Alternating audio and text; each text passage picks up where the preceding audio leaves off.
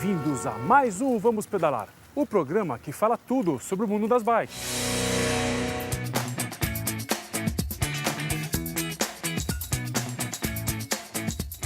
Fomos conhecer o Mobilize Brasil, que é o primeiro portal brasileiro focado em mobilidade urbana sustentável. Vamos lá ver?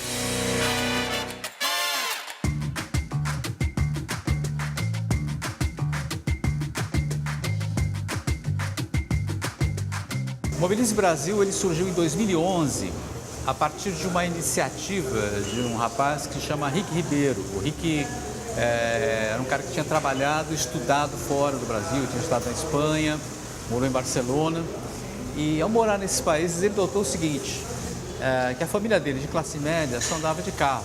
Estranho, como muitos outros jovens brasileiros que vão para fora, notou que não é necessário o carro lá fora. Você pode andar de ônibus, pode andar de bicicleta, muito mais a pé, de metrô, de trens e usar vários sistemas de transporte de forma que as pessoas não precisam do carro no dia a dia.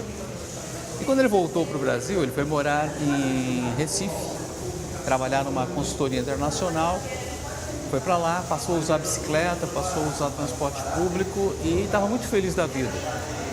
Aí aconteceu o inesperado, ele começou a ter problemas motores e depois de alguns anos ele foi diagnosticado como doente de ELA, esclerose lateral amiotrófica, que é a mesma doença que o físico Steve Hawking teve durante toda a sua vida. Isso foi em 2008, já são 10 anos e o Rick continua por aí. No meio do tratamento da doença, ele começou a pensar que ele precisava fazer alguma coisa, não podia só ficar indo ao médico. E surgiu a ideia de criar primeiro um blog. E na medida que ele começou a desenvolver a ideia do blog, acabou surgindo a ideia de um portal sobre mobilidade urbana sustentável. O que é isso, né?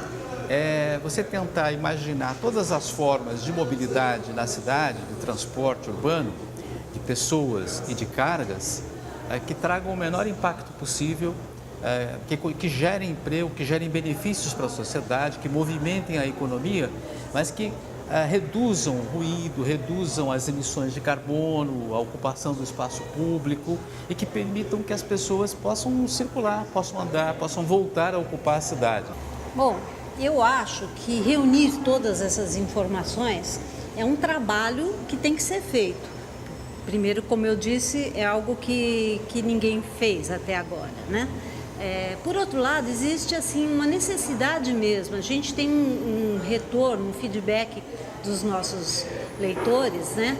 E eles se sentem muito estimulados em ver reunido. Principalmente, é curioso, assim, às vezes a gente traz uma notícia que aconteceu em São Paulo e que eu penso, bom, isso já foi discutido por muita gente. E, no entanto, a repercussão Brasil afora é muito grande. Quer dizer, você tem muito pouco espaço para esse tipo de mobilidade nos veículos de comunicação, na televisão, no rádio. Então, acho que a gente faz um serviço de utilidade pública, assim, digamos. Bom, a bicicleta talvez seja a coisa mais simbólica, né? A gente pode dizer assim, a bicicleta tem 200 anos que ela foi criada lá na Alemanha. Mas assim, a bicicleta como a gente conhece tem 100 anos, aí um pouco mais de 100 anos. No entanto, quer dizer, todo mundo brincou de bicicleta, o meu avô usava a bicicleta como meio de transporte na cidade de São Paulo, e ela tinha desaparecido das cidades. Existia na Europa, enfim, se continuou usando muito, mas aqui nas cidades brasileiras ela praticamente desapareceu. Mesmo cidades como Joinville, por exemplo, onde havia milhares de ciclistas, ou Blumenau, no sul do país, elas hoje se transformaram em cidades de automóveis.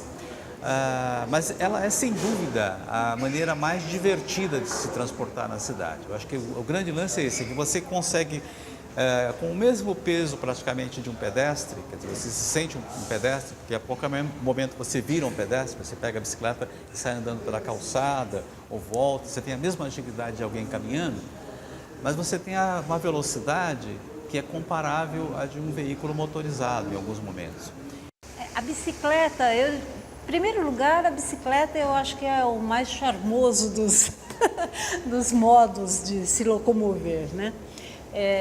Eu acho que a bicicleta, ela foi durante muitos anos sendo, assim como o pedestre, a calçada, o ciclista, foi vendo reduzir o seu espaço nas cidades.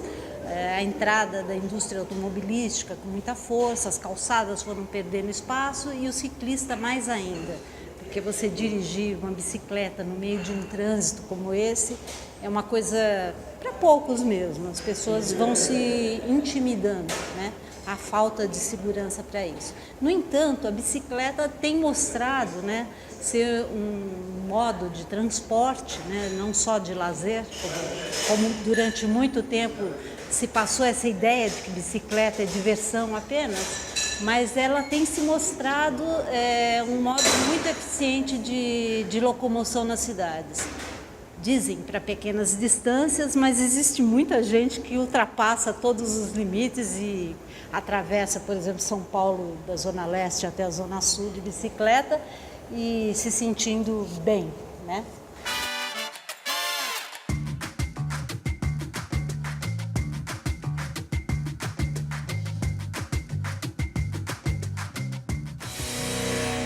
E agora, mais uma super dica de manutenção com o nosso excelentíssimo Mário Cano. Hoje nós vamos ensinar a regular e a mudar a posição de mesas a headset. Vamos lá? Nas mesas em sistema headset como esse, o sistema é travado por esse parafuso de cima. Esses dois parafusos travam a mesa em relação à espiga do garfo e esses parafusos da frente travam o guidão. Para você fazer a mudança do ângulo da mesa, ou seja, inverter a mesa, é necessário soltar todos os parafusos. Se você quiser fazer só a regulagem da altura da mesa, basta soltar os parafusos que prendem a mesa e o parafuso que prende a aranha na espiga. Então, eu vou fazer a primeira coisa, eu vou mudar a mesa daqui para cá, então vai ser só aqui, tá? Primeiro passo é soltar a tampa da caixa de direção.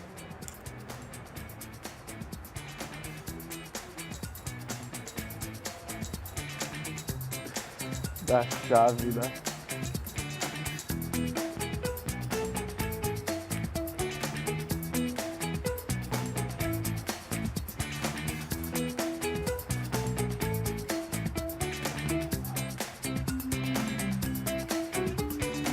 Agora a gente solta o conjunto.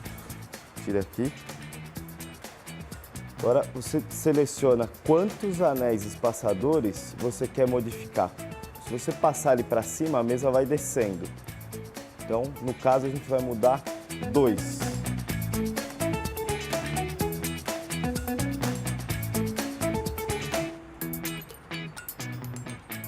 A gente volta com a tampa da caixa.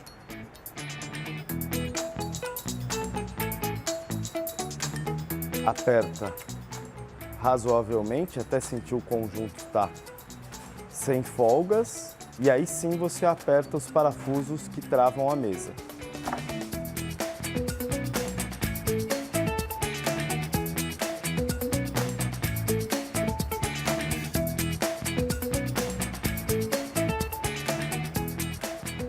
Ao terminar a montagem, você precisa checar se há algum tipo de folga no conjunto.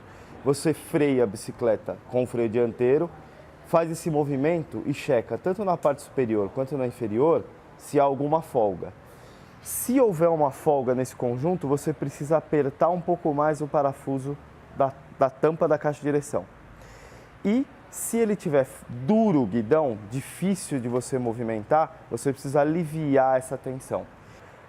Esse é um ajuste bem sutil e fácil de fazer. E no próximo bloco, vamos conhecer o projeto Pedalando Sem Idade. Fica comigo, a gente volta já.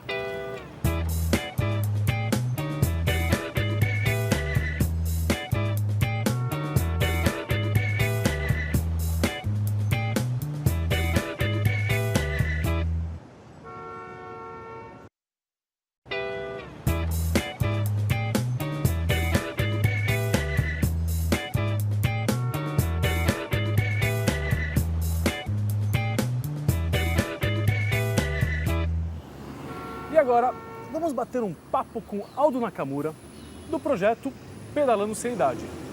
Ele organiza passeios gratuitos para pessoas de pouca mobilidade ou idosos, com foco em sentir aquele ventinho gostoso na cara. Vamos lá ver?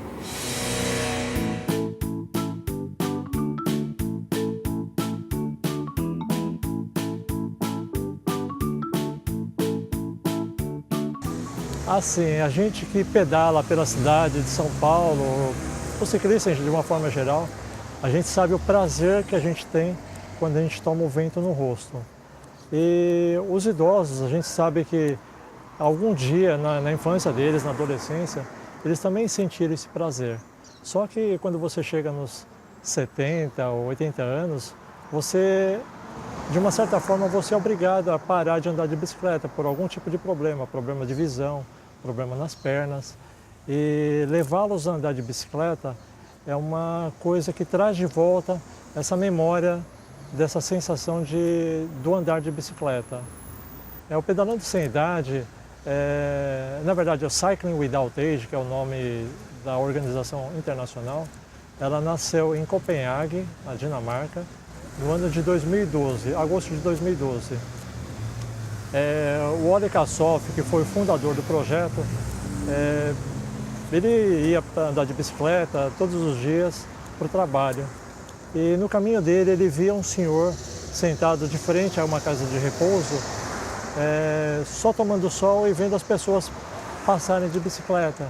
E ele queria realmente proporcionar essa beleza, essa gostosura de andar de bicicleta para ele também. E ele ficou com aquilo na cabeça, como é que ele poderia levar aquele idoso a andar de bicicleta. E como é que ele começou? Ele começou alugando uma bicicleta como essa, né, uma cargueira, e passou a oferecer passeios de bicicleta. Isso ele fazia nas horas vagas, nos finais de semana, passava na casa de repouso, oferecia os passeios, só que ele queria oferecer para mais idosos, né? E foi aí que ele decidiu escrever para a Sociedade Civil da Dinamarca, para a cidade de Copenhague, pedindo a doação de um triciclo, né? Porque até então ele alugava. E passaram algumas semanas, uma senhora da Sociedade Civil ligou para ele e falou assim: ao invés de você querer receber apenas um triciclo, você não tem interesse em receber 5 triciclos e oferecer passeios para mais casas de repouso? Ele falou assim: claro, é isso que eu quero. E foi aí que nasceu o projeto da Cycling Without Age. Quando eu voltei a andar de bicicleta, ciclovias e tudo mais, eu despertei aquela paixão de andar de bicicleta. Foi aí que foi surgindo uma série de vontades e querer trabalhar com algum projeto com o ciclismo.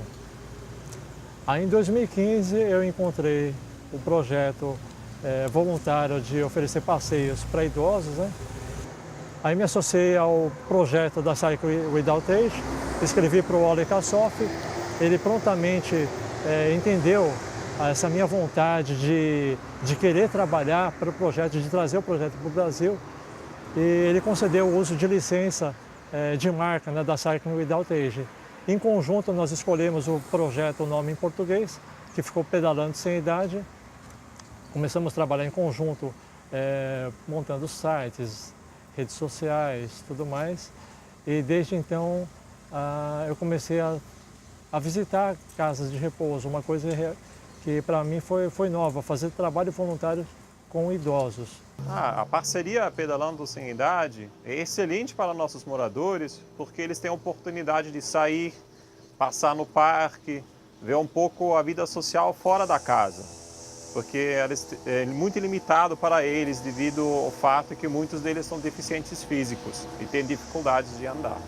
Porque quando ofereceram, eu topei no ato, né? Porque eu vejo os benefícios que traz essa possibilidade de sair. Uma diversão. E outra coisa, sair um pouco da casa. Porque é boa, mas precisa a gente se sentir livre, né? Eu gosto de passear. E gosto bastante. A experiência assim foi fantástica. O feedback que eles deram para a gente, que eles adoraram andar de bicicleta, de sair da casa de repouso, não ficar trancado, não ficar isolado, né? E um dos objetivos do projeto é realmente isso, tirar o idoso do isolamento dentro do lar de repouso, oferecer para eles um passeio, ver a natureza, interagir com outras pessoas. Isso faz um bem muito muito bom para eles, tanto para eles até para a gente, né, que acaba conhecendo a história de cada um.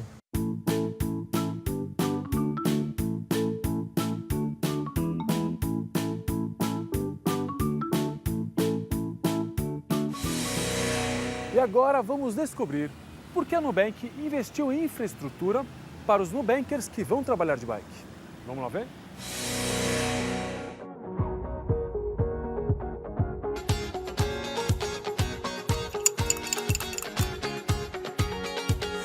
Na verdade, a gente inspira a qualidade de vida dos Nubankers, né? Hoje a gente considera eles como os Nubankers. E é uma das coisas que alguns funcionários praticam, né? Que é andar de bike. Então a gente tem um bicicletário justamente para isso. Tanto é que toda vez que a gente vai ver algum prédio, alguma coisa assim, até mesmo nesse daqui, uma das coisas que a gente pesquisa mesmo é se tem um bicicletário ou não, porque é uma coisa que a gente dá muita importância. Olha, acho que se importar com ciclista, principalmente na cidade de São Paulo, é muito importante. Por ser, acho que falta muito dessa cidade de ser bike friendly, digamos assim. Eu poder vir para o trabalho e ter um bicicletário onde eu possa encostar minha bicicleta e ficar tranquilo, e do lado ainda tem um vestiário para tomar minha ducha, é um conforto para mim de poder vir para o trabalho e falar, aqui eles me aceitam como um ciclista. Por questão de saúde, qualidade de vida e é uma das coisas que eles dão importância. Então, um dos valores da minha área mesmo é dar importância para as coisas que eles acham relevantes. Na verdade, por que a gente mudou, na verdade? A gente sempre tem um modo de pesquisa aqui dentro do Nubank em questão de sugestões. E uma das sugestões que a gente acha que impacta bastante, a gente coloca nos nossos projetos para melhorias. Então, uma das reclamações muito deles era que o suporte de bike anterior, ele estragava a roda.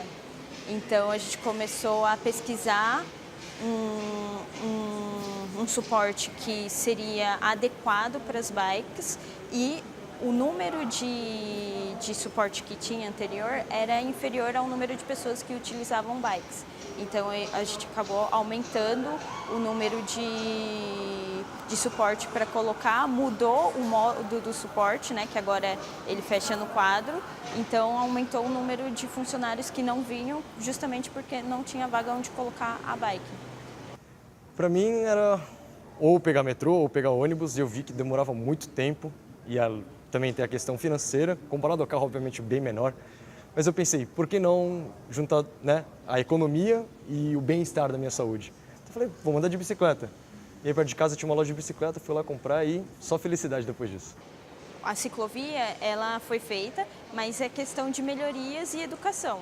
Então, a gente começa por uma coisa, escuta novamente as sugestões das pessoas e estrutura os próximos passos, coloca a nova pesquisa em reforma novamente, até se ajustar conforme a necessidade dos clientes, que aí seriam os Nubankers hoje.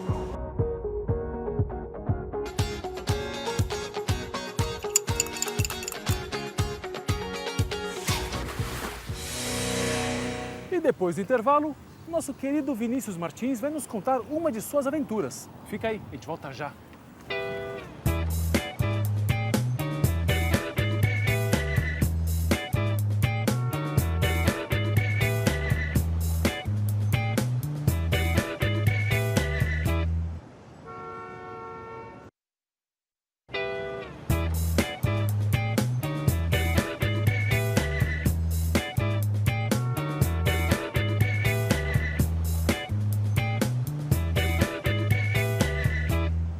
Imagine uma prova de bike que cobre os 1.800 quilômetros da Cordilheira dos Andes, com uma altimetria absurda, sem nenhum tipo de apoio.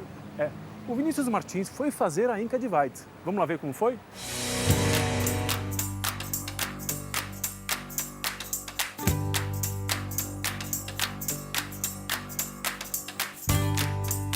O Inca Divide é uma prova que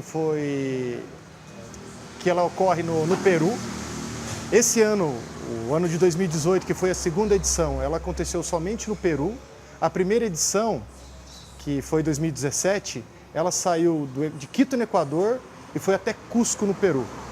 Só que a organização viu que não deu muito certo, porque muita gente acabou sobrando pelo caminho, não conseguiu terminar.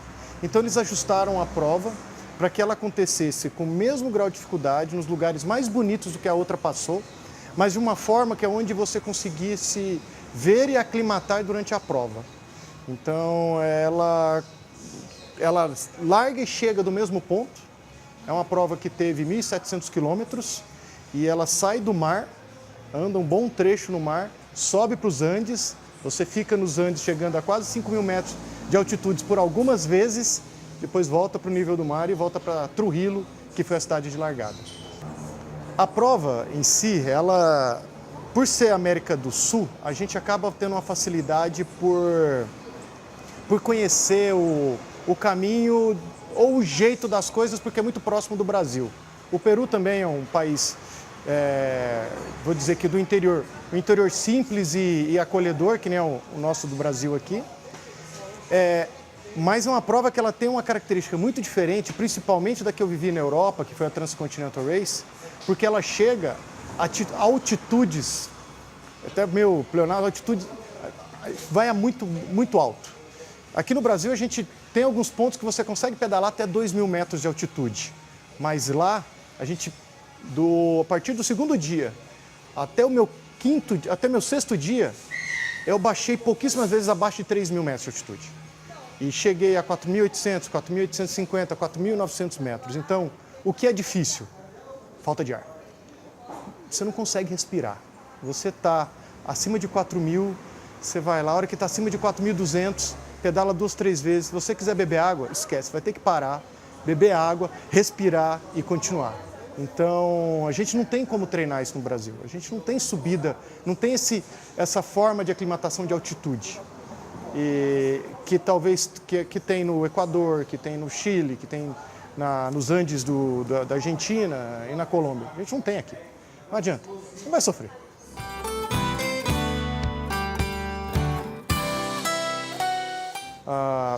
Uma coisa que chamou muita atenção durante a prova foi o visual. Pela diferença de paisagens, porque os Andes peruanos, isso eu também descobri estudando um pouco sobre a prova, ele acaba dividindo o Peru amazônico do Peru desértico do Pacífico. Então a gente larga do mar, então foi no inverno, né? Então foi no mês de julho a prova,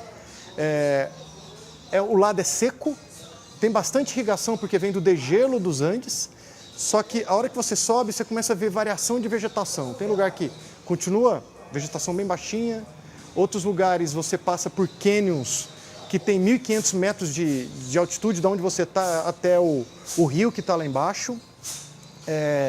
E quando você chega no trecho que tem o nome de Cordilheira Branca, é fantástico o visual.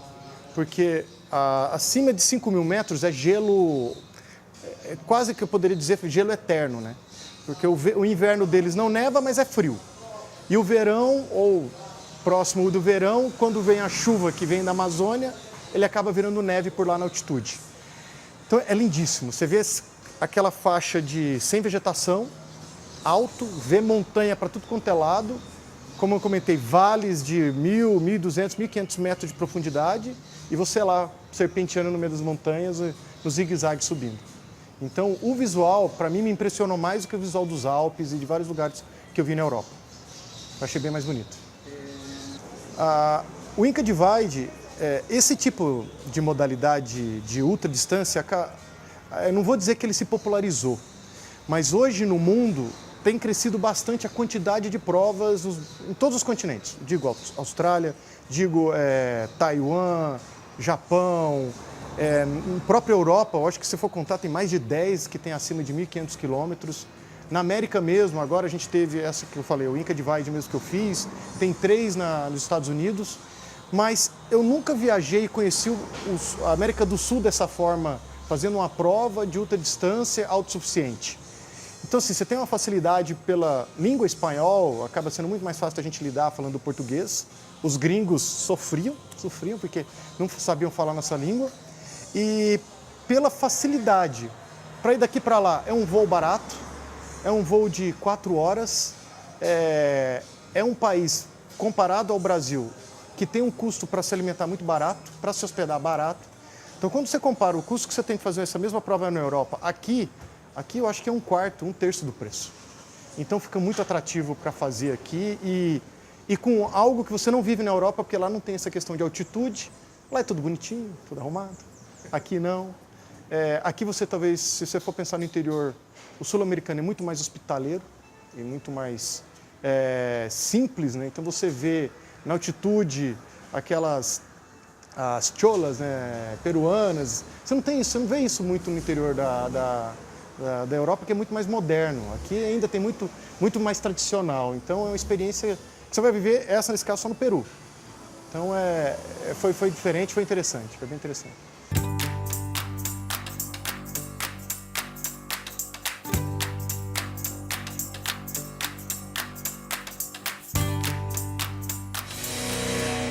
Bom, pessoal, o Vamos Pedalar fica por aqui.